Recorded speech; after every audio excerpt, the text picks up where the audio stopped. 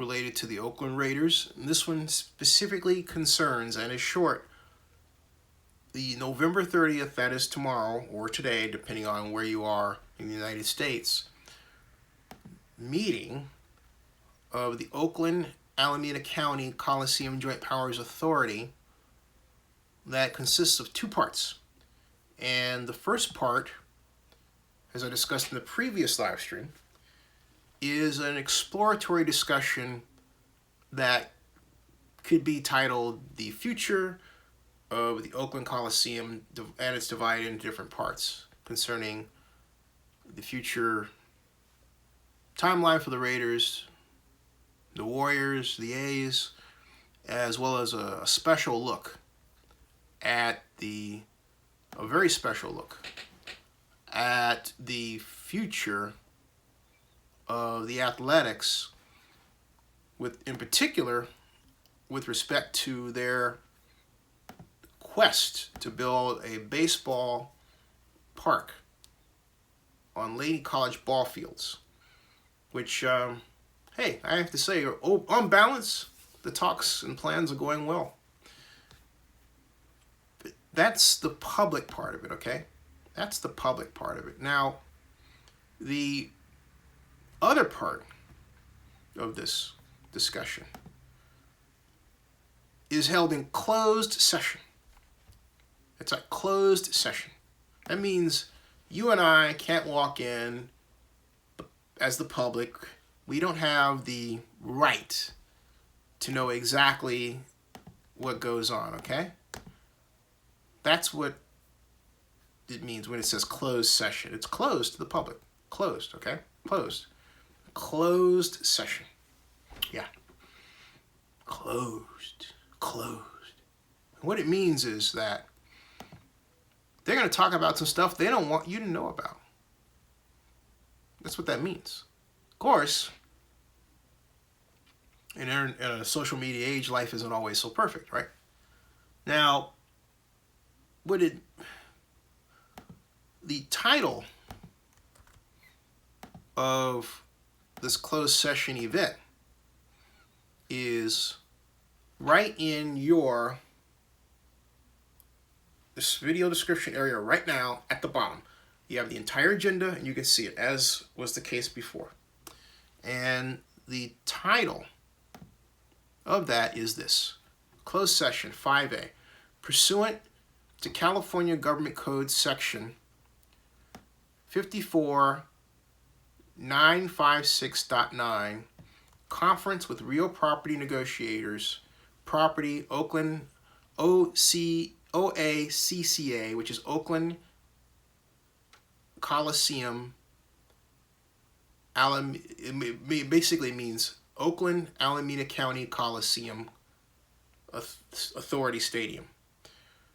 It should be, they've got OACCA, but it should be something else, whatever. 7000 Coliseum Way, Oakland, California. Agency Negotiator, Executive Director Scott McKibben. Negotiating parties, Oakland Raiders LP. Under negotiation, price and terms of master lease extension. Okay? Master lease extension. That's what's happening. The price and terms of the master lease extension. Okay? It's a big deal. It's a huge deal. And it's a deal that should be considered and heeded and looked at and everything else. Prior to my last live stream, I made a phone call to Oakland District 7 Council Member Larry Reed, okay? And Council Member Reed said that he didn't know what to expect going into the meeting. That's what he said. He says, I don't know what to expect, okay? And he says it's up to Scott McKibben. But we have some knowns going in.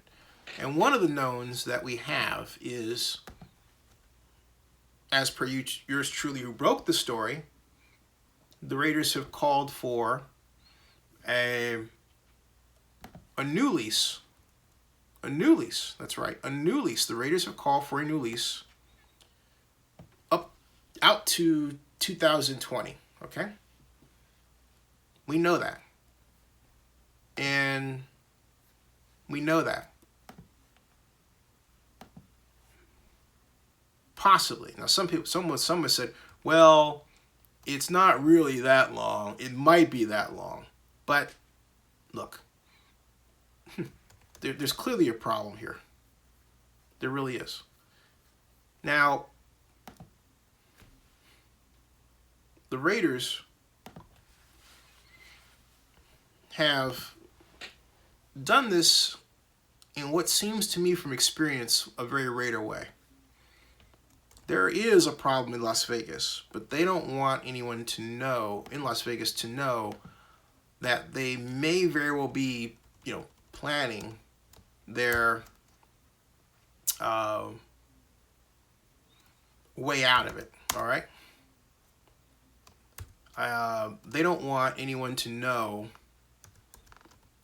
or have it publicly out there that they're going to, bail out on the deal. And I'm not saying that they're going to.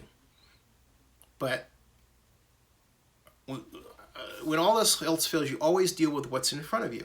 And what's in front of us right now is a closed session discussion of a master lease agreement extension between the Coliseum Joint Powers Authority and the Oakland Raiders. That is what's between us. That is what's before us. That's out there in black and white. It's on the agenda. It's in the description of the video that you are watching right now. It is on the blog post that will go with this when it's posted at all the blogs in the Zenny 62 Media Network. Okay? It's out there. That is the discussion. How long the lease? Don't know yet. Is the item for public? It's not. It's closed session. It's closed session. As Malcontent just said, very interesting agenda item. That's why I was asking. I wish I could go tomorrow. I wish someone could go on tomorrow on my behalf. Joseph Binsman says, evening, Zenny, finally caught you. Laugh out loud, was watching TV. Welcome for a short time. I wanted to get this out there.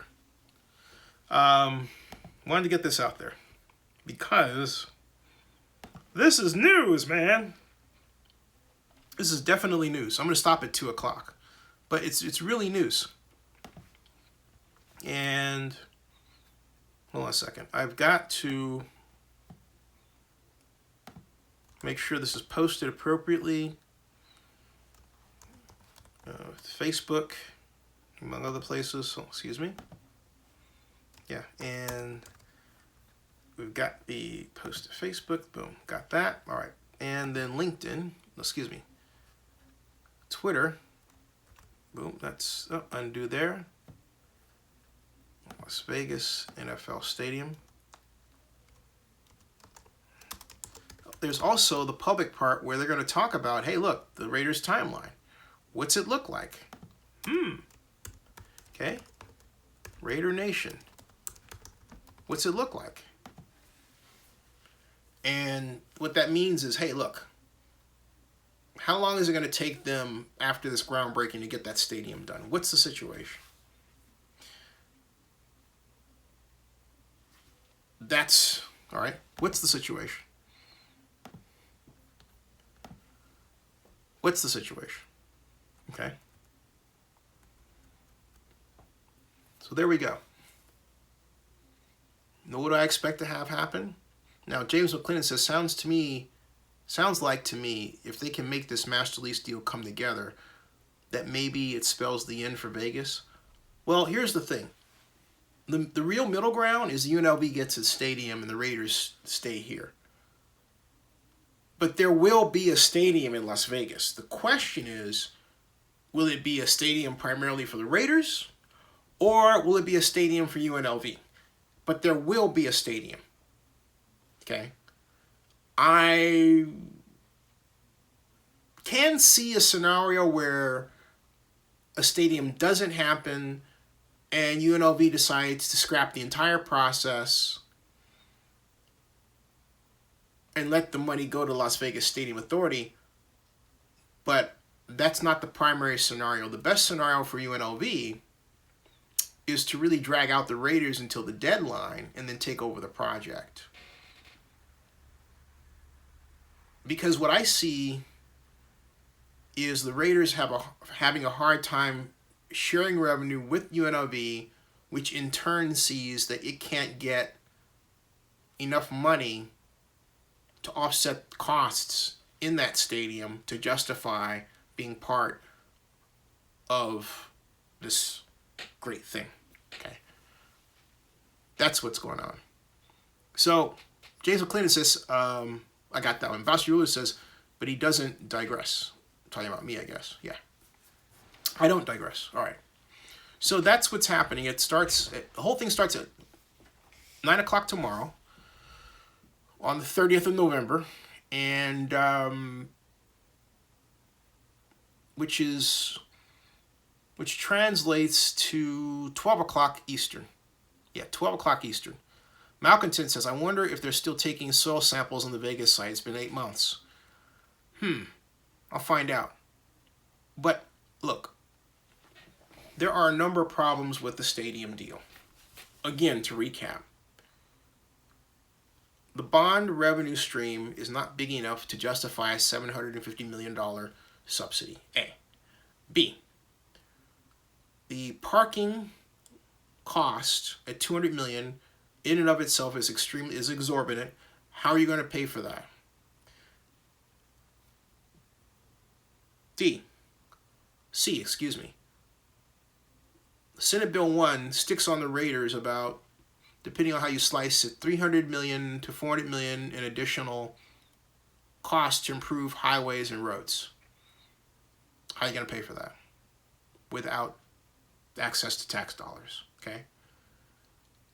That, what I'm talking about doesn't include the relocation agreement. Oh, and then of course there's the Bank of America loan, which has to be paid for out of stadium funds.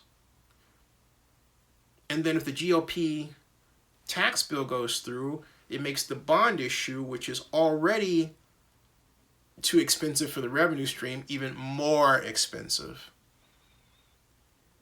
The community benefits agreement still hasn't been done. And then the Raiders themselves don't have enough staff to effectively finish, according to Lynn Jessup, even though they've hired an organization in Grand Canyon to help them. But from President Jessup's statement, it sounds like the Raiders are still very much behind.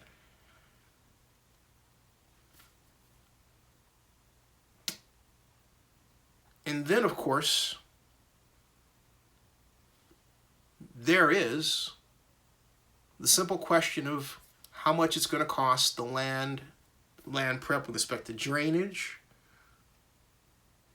and prep, boring and everything else. We still don't know that. We don't know what the final guaranteed maximum price of the stadium is going to be. And we won't know that until, February of next year. Lots of unknowns. And none of them, when you add them up, are such that they're going to reduce the Raiders' cost burden, which is up to almost $1 billion. $1 billion. $1 billion they would not have to spend if they stayed in Oakland. Just saying. All right. Bashir says GOP tax bill is a done deal tomorrow, and community benefits won't be done anytime soon. And James McClendon says, seems to me the UNLV deal is more feasible for Vegas than the Raiders' route, which hurts the taxpayers. Yeah, that's right. That's absolutely right. And Bashir says, yes, Zinni proved by numbers, in the simplest terms, that Vegas numbers don't pencil out. No, they don't. They just don't. And it's not a matter of hating, okay? This is just plain math. It just doesn't work. And it hasn't worked since the beginning.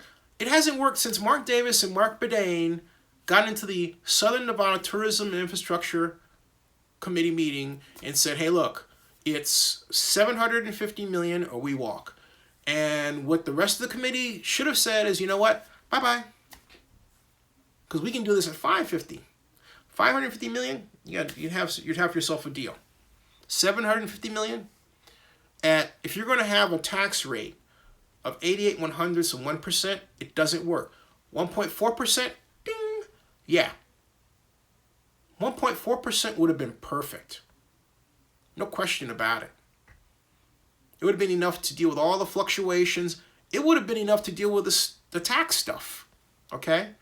It's not, but 88/100ths of 1% is not enough. It just isn't. All right, folks, it's 2 a.m. I bid you all adieu until tomorrow. Remember, tomorrow, American Jedi.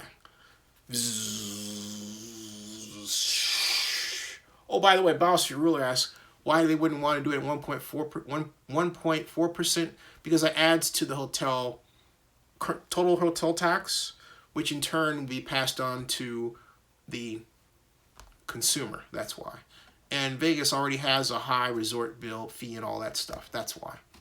It's if you want to have a well-financed stadium, you do it at that rate. No question about it.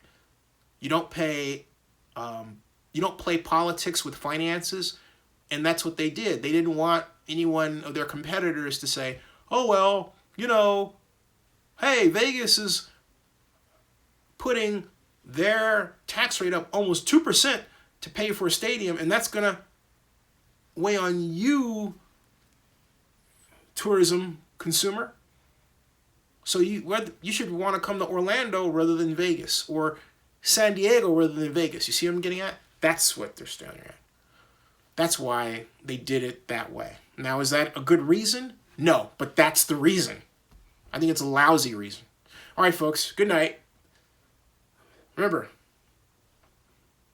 Cowboys, Redskins tomorrow, but American Jedi, the first documentary about a group of people who are actually establishing a religion around the Force and the Jedi Knights.